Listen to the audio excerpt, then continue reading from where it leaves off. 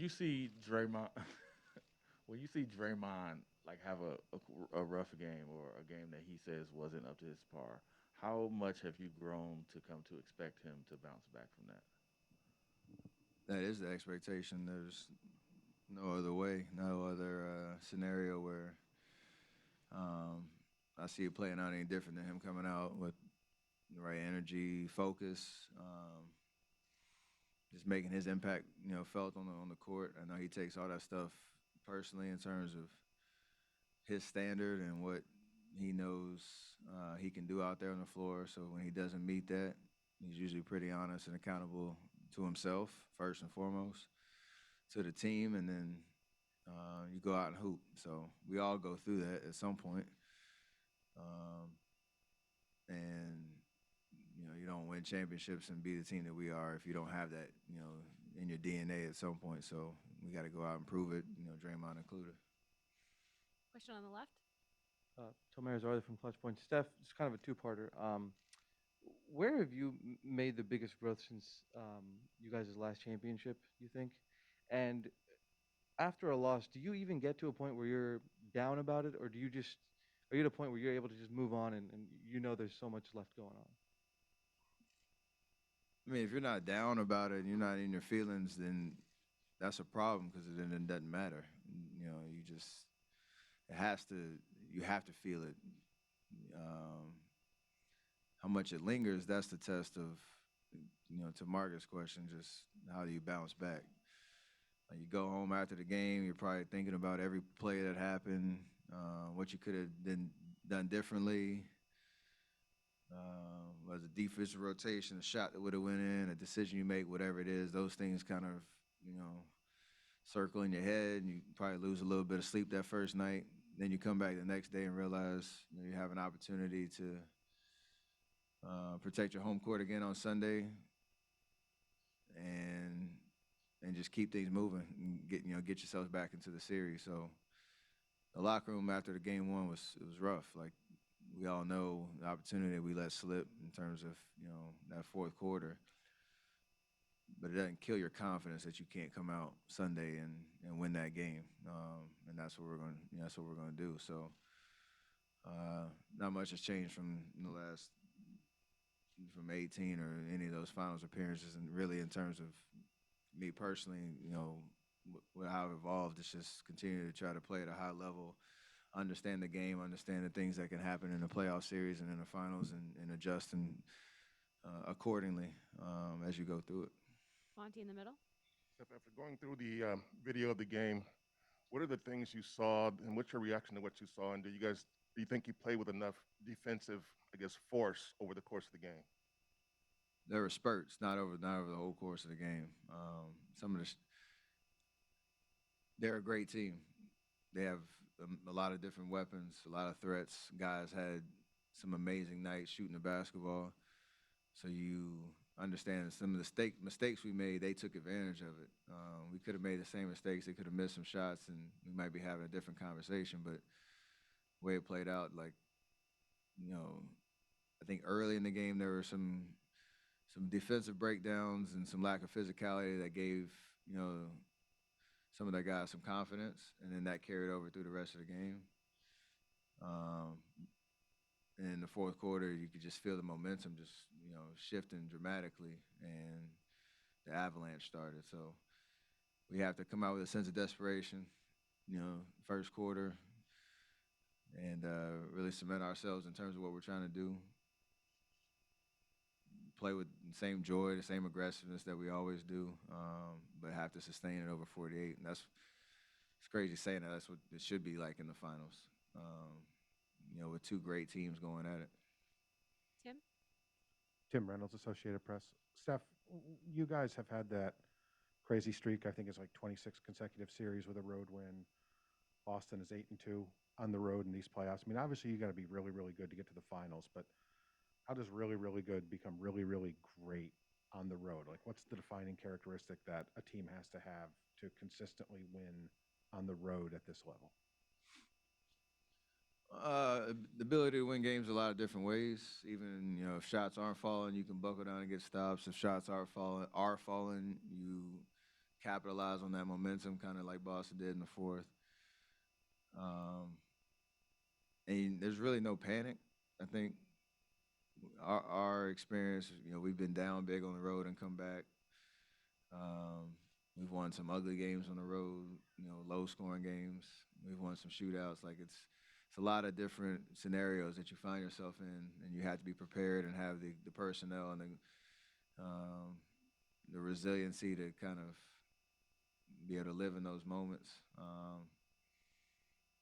And there's just a lot of chemistry and toughness that shows up in the biggest of moments. So, like you said, it's two great teams that have demonstrated the ability to go, outside of their home and get wins.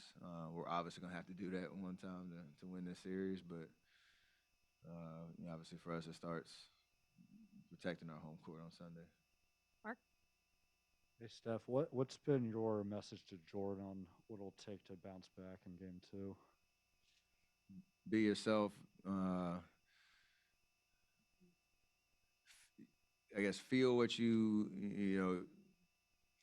remember what it felt like, in terms of your adrenaline and your emotions coming out, in the game. Try to get yourself, asserted, maybe slow down just a little bit to kind of see the pictures a little bit better. But he didn't have to change anything about, the way he plays or the way he attacks or where, he feels the most confident in terms of making an impact on the game. You just have to be able to bottle up those emotions and the adrenaline, because it is different. It's a different experience being, knowing it's the finals and you go through that in your first experience. It's a little different. So don't want to over communicate to him on that front and clog his mind with anything other than just going out and having fun and playing basketball. Melissa on the right. Hey, Steph. I know you're probably not on Twitter after game one checking what people are saying, but I'm sure some of that noise still probably seeps through. I'm curious just how much of it does seep through and how much does that affect you guys at this point? I think as much as you want it to.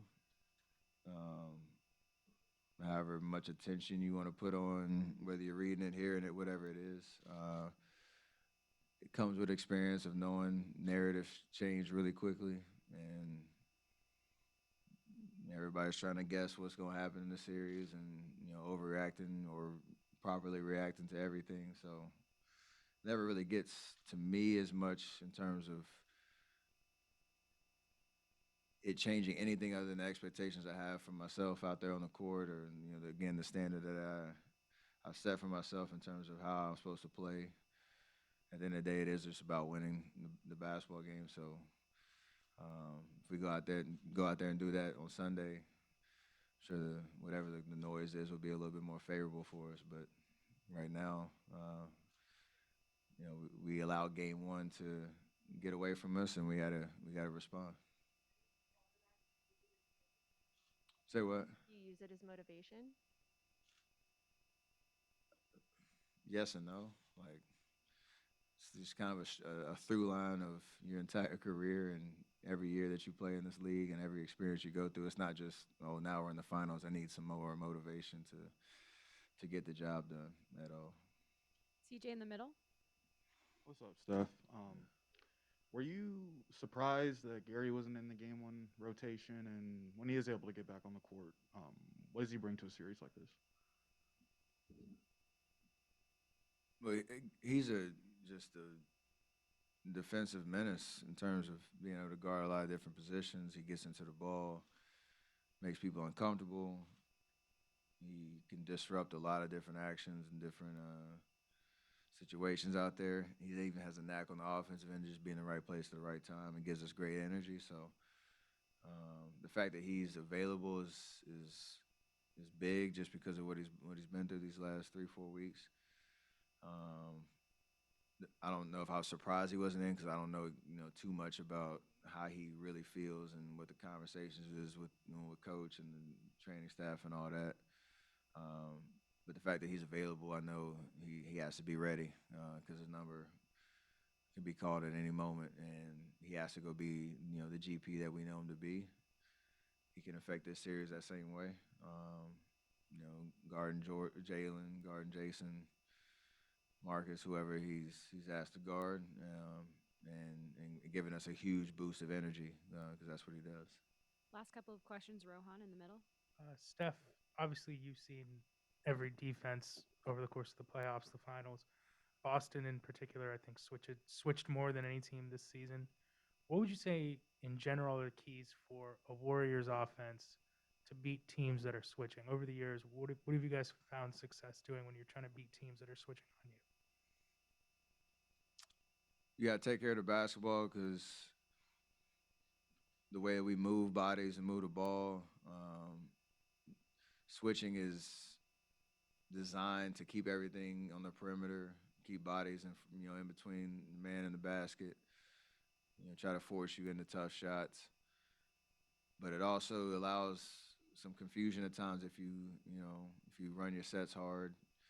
One, if you get stops and you can run in transition because it's hard to match up and know where you're switching and all that type of stuff. And like I said, we've seen it before with Houston series, even OKC a little bit back in the day. And they have the personnel to be able to do it. So it's their bread and butter. It's why, what worked for them to be a number one defense in the league. But there are ways to attack it. And like I said, we scored 108 points, game one. That should be, plenty to win a game.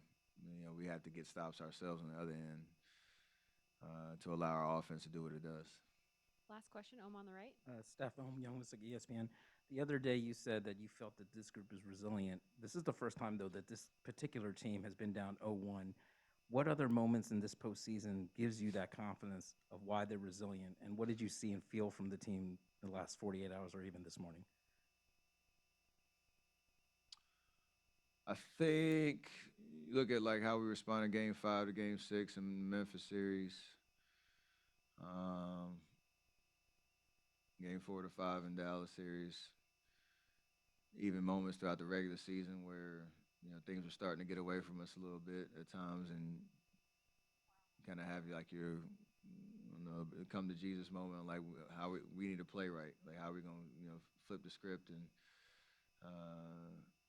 get things right back on the right track, and we usually responded pretty well, and it's a collective effort of a focus on the defensive end first and foremost, and just an understanding of how we all work together to create good shots on the offensive end. You said it's the first time we've been down 0-1. It's the first time for a lot of things with this particular group, and we're here in the finals for a reason because we figured it out along the way. And if we want to get back in the series, we got to figure it out again. Thanks for watching ESPN on YouTube. For live streaming sports and premium content, subscribe to ESPN+.